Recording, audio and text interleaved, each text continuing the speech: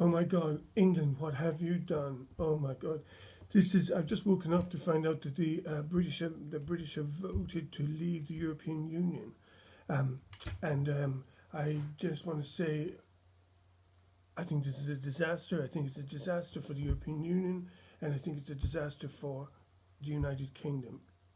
I think it's the end. This will represent the end of the United Kingdom. Scotland will almost certainly have a second referendum, and it will almost certainly vote to leave the United Kingdom and stay in the European Union. No question about that. Um, um, and I think I mean, it's just I can't even think through what it'll mean for Northern Ireland.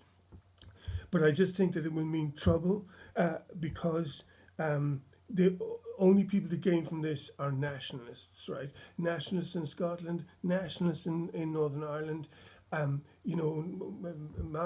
McGuinness is already calling for a border referendum on the border in Ireland, and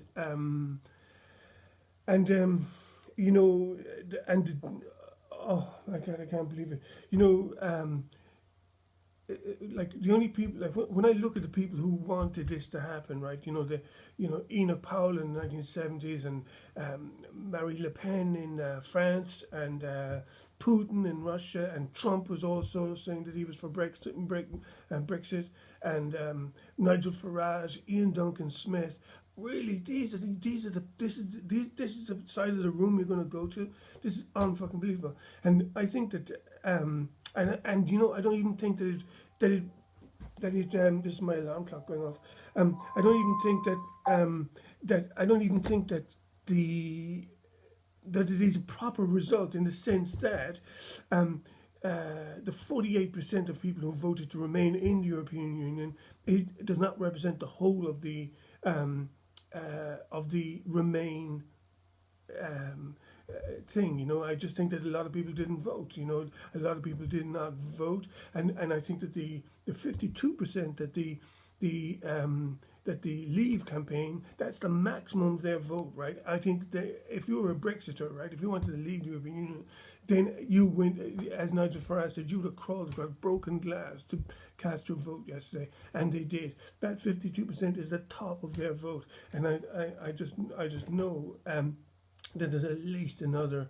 That the 48% does not represent that. There's a lot of people in Northern Ireland, in Scotland, in lots of areas of England that just did not turn out and vote, especially Labour people. I think that Labour people, a lot of them, and would just thought, David Cameron is a tosser, and if this vote goes against him, he's gone. And that's the thing about referendums. People aren't voting on not necessarily voting on the question that's been asked, and they're voting on whether or not they're happy about their economic circumstances, or whether or not they like David Cameron, or whether or not they like Enda Kenny or Brian Cowen or whoever. That's the way referendums are, and the people vote for all sorts of reasons, and not necessarily on the question asked. And I think that this is a kind of sort of a payback, or a kind of a reaction to David Cameron unexpectedly winning the election. But anyway, this is the result that it is, and Britain will almost certainly leave. I'm not surprised. I mean, I lived in England for a long time, and I know that people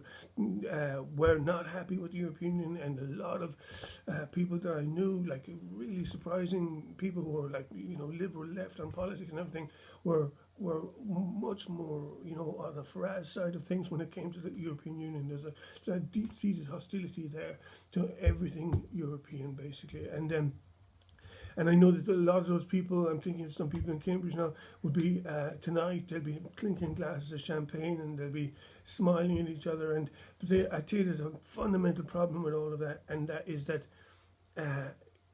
like Martin Amis once said in a that that if you're a Pakistani guy living in Boston, right, after in no time at all, like either you yourself or your son would be able to say, I'm a Bostonian, right, or I'm an American, right, and there would be nothing odd sounding about it, right.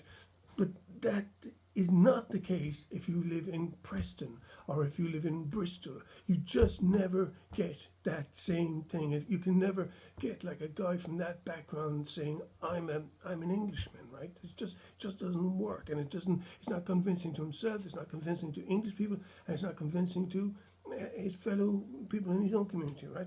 So that's what I'm saying, is that there's just so many people in Britain now who are not English, who will not be clinking glasses of champagne tonight about this, right? And will not be shaking or sharing those secret handshakes and those secret smiles and those those fellowship of always basically a kind of nationalism, And those people in Cambridge that I'm thinking of, they see this as a kind of a second Reformation. Man, I do not see this as a Reformation.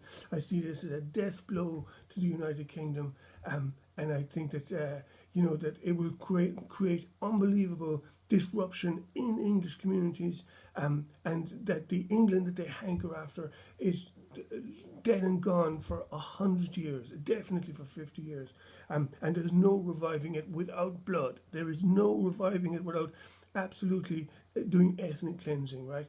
And so, okay, that's the road you want to go, fine. Um, um, um, and I think, oh my God, I can't fucking believe this. It's such a fucking nightmare. Um, really shocked, really shocked. I didn't expect it to go this way, and I thought that the I thought when it came to the vote that the Remain side would actually win, but actually no, and it's going to cause. Oh my God, let's see.